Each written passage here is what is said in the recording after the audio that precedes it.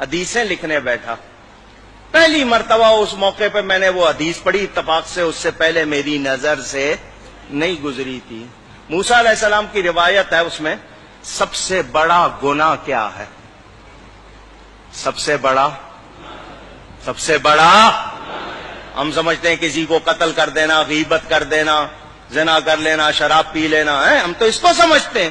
اس حدیث میں تھا سب سے بڑا گناہ یہ ہے ماں باپ بلائیں اور میں کہہ دوں میرے پاس ٹائم نہیں ہے. یہ سب سے بڑا گناہ. اور ہم نے یہ کتنی بار کیا ہوگا؟ ہم تو آرڈر چلاتے، ماں کو کہہ دیں گے صبح اتنے بجے مجھے ناشتہ چاہیے، میرے کپڑے چاہیے، میرے دوست آ رہے ہیں، یہ پکنا چاہیے. ماں یا نوکر ہے؟ اگر باپ آپ کی کو کرے تو آپ کہتے تو نے کیا کیا؟ تیرے باپ نے بھی تو تیرے ساتھ کیا تھا. یوں آگے بات کرتے. یہ گھروں میں خرابیاں اسی لیے آئی ہیں کہ تربیت، پہلے جوائنٹ فیملی گھر مل کے رہتے تھے، دادا دادی نانا نانی سکھاتے تھے، اب الگ رہنا سکھانے والا ہو گیا. ٹی وی کیبل، کیا سیکھو گے؟ ماں باپ جیسی کوئی نعمت اگر ناراض کیا ہے تو کبھی کامیاب نہیں ہوگو گے. اکثر لوگ آتے ہیں مولانا صاحب بندش ہو گئی، کاروبار نہیں چل رہا. میں کہا جاؤ ماں باپ کو راضی کرو، اور جن کے ماں باپ دعائیں کرنے والے ہوں وہ کبھی پیچھے نہیں رہتے، وہ کبھی پیچھے.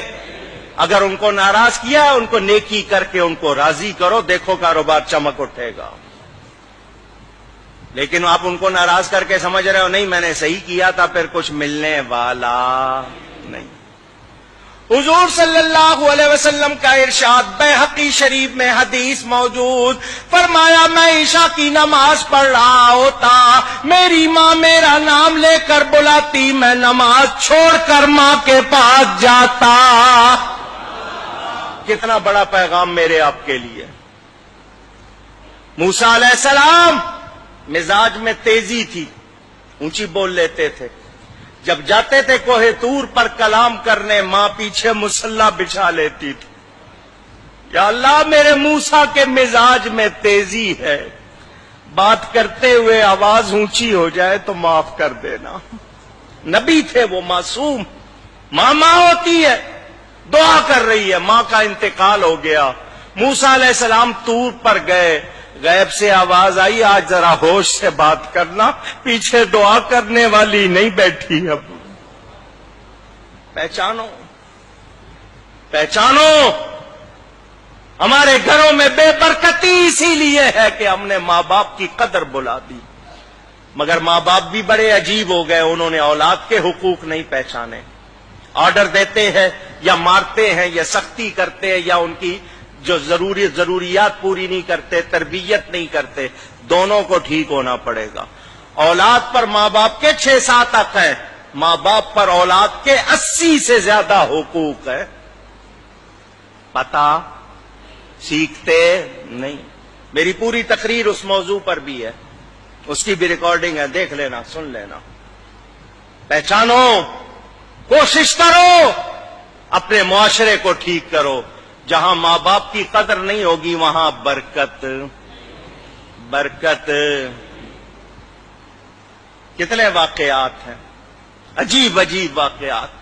یہ واقعہ میں نے آپ کو کئی مرتبہ سنایا ہوگا، ایک بار پھر سن لو. موسیٰ علیہ السلام جا رہے ہیں، لمبا سفر ہے. اللہ نے فرمایا موسیٰ پیدل سفر کر لو گے یا سواری چاہیے؟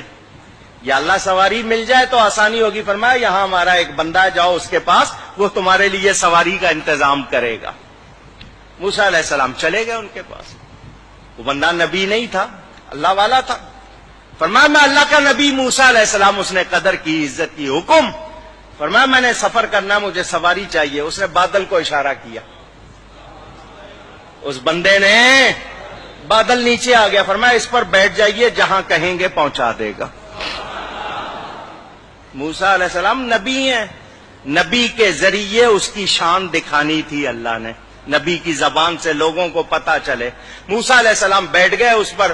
بادل جب اونچا ہوا، یا اللہ اس بندے کو یہ کمال کیسے مل گیا؟ اللہ نے فرمایا موسیٰ اس نے اپنی ماں کی بڑی خدمت کی،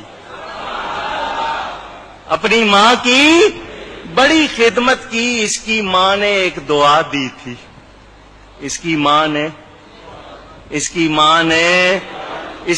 نے کہا تھا یا اللہ میرے بیٹے نے میری کوئی بات نہیں ٹالی، تو اس کی نہ ٹالنا.